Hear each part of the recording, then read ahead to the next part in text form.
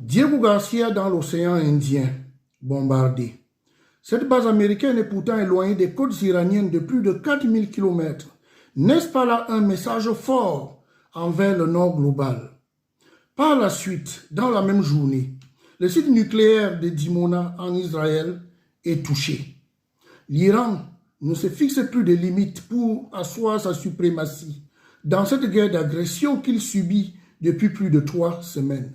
Le commentaire qui suit est édifiant à plus d'un titre. Écoutez, la nuit d'hier a été vraiment un tournant puisqu'il y a eu des attaques contre une base donc, dans l'océan Indien, une base située à 4000 km, la base de Diego Garcia, d'où sont installés donc, des bombardiers B1, B2 donc, américains, mais aussi des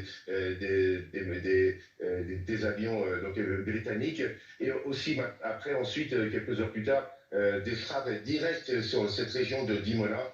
Selon Téhéran, 200 personnes ont été tuées dans ces frappes. On a vu des missiles plonger et attaquer directement leur cible sans que le système de défense anti-aérien, des systèmes de défense anti-missiles puissent intervenir, des frappes directes. On se demande si ce ne sont pas désormais des missiles Rastoris, des missiles très très puissants qui ont été utilisés, des missiles Rastoris qui signifie résurrection donc en français, parce qu'ils sont très destructeurs.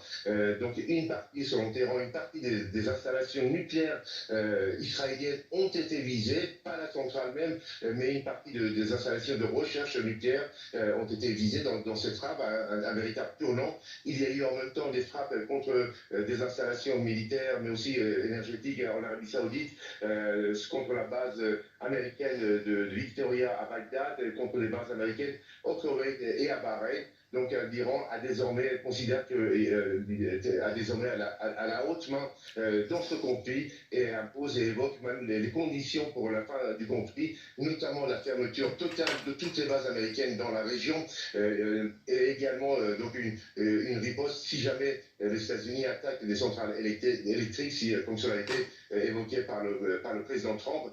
Si vous touchez à nos installations énergétiques, notamment les centrales électriques, eh bien on visera directement des installations de dessalement. Il faut savoir que dans toutes ces monarchies arabes du Golfe Persique, la population, mais aussi la vie, dépend à plus de 90% de ces installations. Et donc, si jamais ces installations sont frappées, eh bien, ça sera l'arrêt de toute activité humaine, l'arrêt de toute la vie, puisque on ne peut pas tenir plus de quelques jours sans ces installations qui fournissent